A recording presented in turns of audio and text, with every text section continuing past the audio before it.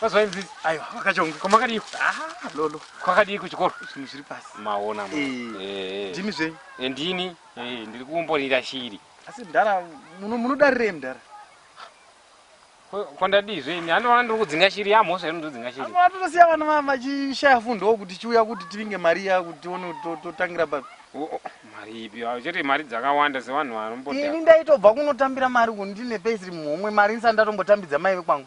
Svikei moti kwai ndikuperekei mari ndikakuperekei mupondo mukatenga masupa maviri. Mbudzi saka mukura kuti nyaya yemasupa akamakandipa musi weSaturday ndoyamanya kuzova pa. Muchiitika munondidzorera zvino hamusani madzosa. Ndikutomanya uku Vakachongwe itai muchikurumbidza ngoti ndimanyire kwandomanyirawo.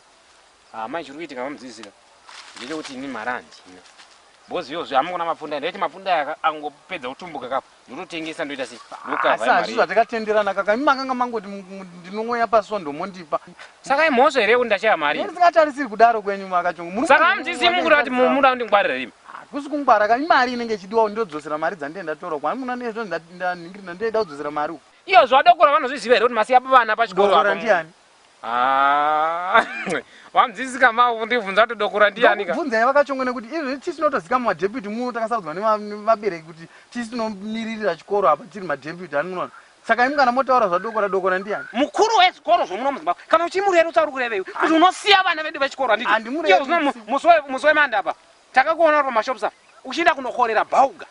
Yavabereki uchienda kunokorera bhauga iwe. Handiri munhu uri munhu. Saka vadokora vakaziva kuti wasiya wadi kuti mukadzi wako waenda. Iyo chitupa unacho. Asi birth certificate unaro. Passport chaichai unayo. But wakatadza kuti mukadzi wako uinde. Ndini Vakachongwe kwete wamunoreva. Handinoona kana mukatadza ini ndini deputy. Saka vabereki vose vane vana 48 vari mukirasi mako vanozviziva here zvokuti wavinga mari. Mari inenge ichidiwa. Saka madii kuzotamira ya weekend. Vana vadzokera kuZimba. Iyo vana vakabhadhara nemasikuru nemanhinga anzi machiedwa ekudzidzira extra time. Handiro zvino. Vana vakabhadhara maextra lessons ya. Vadokora vakaziva kuti wasiya masubject maviri matatu angafanga kurohwa ipapa. Aiwa Vadokora ndinoonana naye. Imi munoonana nadokora here? Iti vadokora. Noti kuti dokora. Iti vadokora. Dokora hapindi pamari yangu Vakachongwe. Mfana uzarerutsa munhu. Handitomuzive nani kana akutopindira ipapo akutopindirawo mumafesi dzangu handitomudi kumuona ipapo. Basi vadokora mfana waisa mberi. Yoenda kumashure. Fana kuti wozviise mberi vadokora mashe mfana uri kurashika iwe. Imari yangu. Kumberi kudai wasiyana nako. Imari yangu. Kumberi kudai wasiyana nako. Ationa kuzvisa kumberi vadokora kumashure. Iwe yoenda kumashure vadokora aende mberi. Ndochete full stop. Ndo mari dzataipa masitaka zvinona ndakashanda ndoku. Mari yauri kutovaviri yakatosainirwa navadokora kuti uiwanewe. Waita mwana mungu watapwerewe. Aisiyana nazvo. Handaisiyana mari yangu. Saka unoiwana mari yoyo. Ini ya mari yangu yako ya muhomwe mangu anopinda papa mari yako ya muhomwe mangu. Ndanonokora pa mari asati asaina here. Handiokaisa signature kuratidza kuti watendera kuti inini mari yangu. Munobuditsa foni ndo mari here. Imuda mari here kana kuti muda. Makuda kuti nazvo kuti munditransfere mari ichiuya mufoni muchisenda nenhingirikini. Hatishandi idzodzo tuda mari mari yandakakupai cash.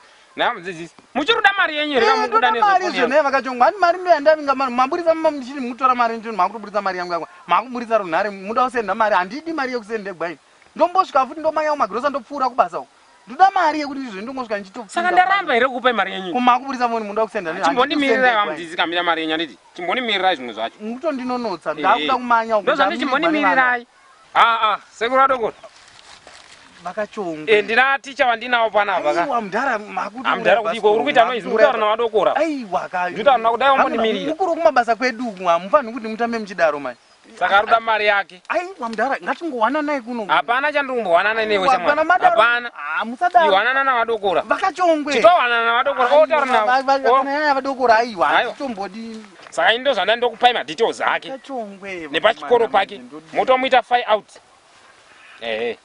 Wazi chikwereta achiteverwi munhu ari pavana. Handiti munhu atevere chikwereta ari pavana vechikoro. Anodzidzisa vana vechikoro. Aiwa zvinetsi regedzai ndimupe mutaure naye. Taurai naye sekuru doko muratidza norima. Wotaura navo. Okautaura navo mudzidzisi nani dzidzisi handati unorema reku.